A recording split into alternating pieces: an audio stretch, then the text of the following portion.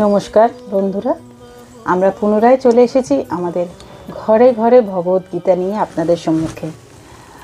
আমরা আমাদের 10ম এপিসোডে এসে পৌঁছেছি। আমাদের সঙ্গে রয়েছে আমাদের সবার প্রিয় স্বামী প্রবোধানন্দ পুরীজি। ওনাকে জানাই স্বাগত এবং আপনাদের সবাইকে জানাই স্বাগত।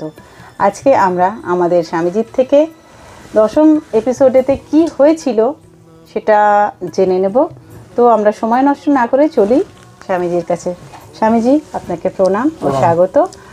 আমরা পুনরায় যে আবার এটা শুরু করতে পেরেছি কথায় কথায় ঘরে ঘরে ভগবত গীতাকে নিয়ে, আমাদের 10ম এপিসোডে আমরা এসে পৌঁছেছি। আমাদের খুব ভালো লাগছে এবং আমাদের দর্শকেরা যারা বহুদিন ধরে এটার অপেক্ষায় ছিল তারা পুনরায় আমার মনে হয় যে আমাদের এই এপিসোডটার থেকে তারা আবার চাগার দিয়ে উঠবে আর আমাদের এই ঘরে ঘরে ভগবদ্গীতাকে আবার শুনবে এবং দেখবে। তো বন্ধুরা, তাড়াতাড়ি করে চ্যানেলটাকে আবার সাবস্ক্রাইব করে দিন এবং আপনাদের কমেন্টস লিখে পাঠাবেন যে এই যে আমরা 10ম এপিসোড আবার শুরু করছি, কেমন লাগছে আপনাদের। তো আসুন আমরা জেনে নিই স্বামী প্রবোধানন্দ পুরীজি থেকে। প্রণাম স্বামীজি। প্রণাম। ওম নমো ভগবান, ওম নমো ভগবান, ওম নমো ভগবান, ওম নমো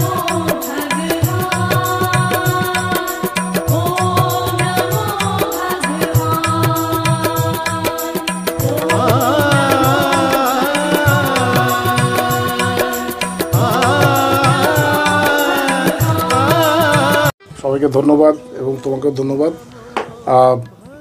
10ম এপিসোডে যেই শ্লোকটা নিয়ে আমরা চর্চা করব তার আগে 9ম এপিসোডে আমরা কোন শ্লোকটা নিয়ে চর্চা করেছিলাম সেটা একটু বলে দিই।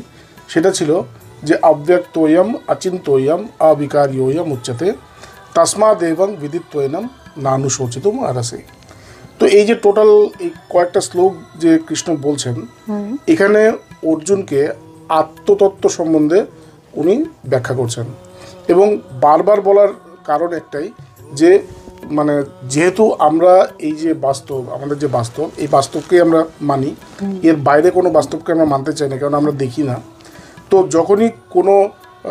যখনই গুরু যখন এই আত্মতত্ত্বের কথা শিষ্যকে বলে, তখন সে বারবার বলে যাতে শিষ্যের ধারণার মধ্যে সেই জিনিসটা আসে এবং ধারণা যদি করতে পারে তখনই সে ধ্যান করতে পারে এবং ধ্যানের পরেই সমাধি হয়। তো এই হচ্ছে এই হচ্ছে নিয়ম। তো যার জন্য গুরু বারবার বলে। তো এখানেও তাই একই কথা বলছেন যে আত্মা অব্যক্ত, আত্মাকে ধারণা করা যায় না এবং আত্মার মধ্যে কোনো বিকার নেই। এবং ভগবান বলছেন যে এইটা জেনেই তুমি, যখনই তুমি এই কথাটা জানবে, এইটা জেনেই তুমি তোমার সমস্ত শোকের থেকে তোমার শোক করা উচিত না। যেহেতু আত্মার মধ্যে কোনো, আত্মা অব্যক্ত না, আত্মার মধ্যে কোনো বিকার নেই, তাই এই তুমি সবসময় অবিকারী, তুমি সবসময় অব্যক্ত এবং তুমি ধারণার পারে। তো তুমি এইটা জেনে তোমার শোক করা উচিত না। তো এইখান পর্যন্ত আমরা ছিলাম। এবার ভগবান কৃষ্ণ অনেকক্ষণ বলার পরে অর্জুনকে একটা অপশান দিচ্ছেন, যে যেরকম আমরা বাচ্চাকে অনেকবার যখন বলি এই তুই এটা করবি না, বাচ্চা যখন ধরো কথাটা মানে না, তখন কি হয়, আচ্ছা যা কর, আমরা কিছুক্ষণ ছেড়ে দিই। তখন বাচ্চাটা একটু ভয় পায়, একটু থমকে দাঁড়ায় যে এতক্ষণ ধরে মানা করছে, এখন বলেছে করতে। তখন বাচ্চাটার মধ্যে একটা চিন্তা আসে যে আমার এটা করা উচিত কি না। তো তখনই তার মধ্যে চিন্তা আসে এবং তখনই তার মধ্যে একটা পরিবর্তন হয়।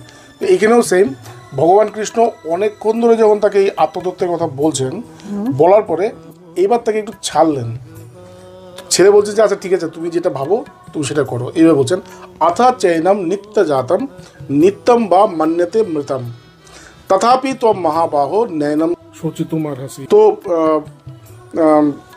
বলছেন যে তোমার যদি মনে হয়, আমি তো তোমাকে বলছি যে আত্মা অবিনাশী, আত্মা নিত্য, আত্মার মধ্যে কোনো জন্ম বা মৃত্যু নেই, আত্মার মধ্যে শোক তাপ এগুলো নেই।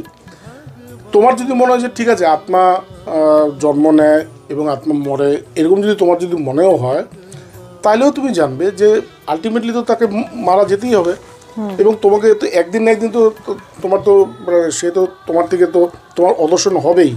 তাই তোমার এটা জেনে তোমার শোক করা উচিত না। তো এটা হচ্ছে ভগবান কৃষ্ণের এই কথাটা বলে এবার আর একটু এগিয়ে যাচ্ছেন তিনি।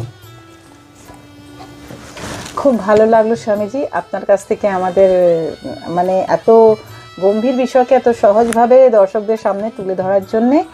এরপরে আমরা আমাদের পুনরায় একাদশ এপিসোড নিয়ে আপনাদের সম্মুখে এসে পৌঁছবো।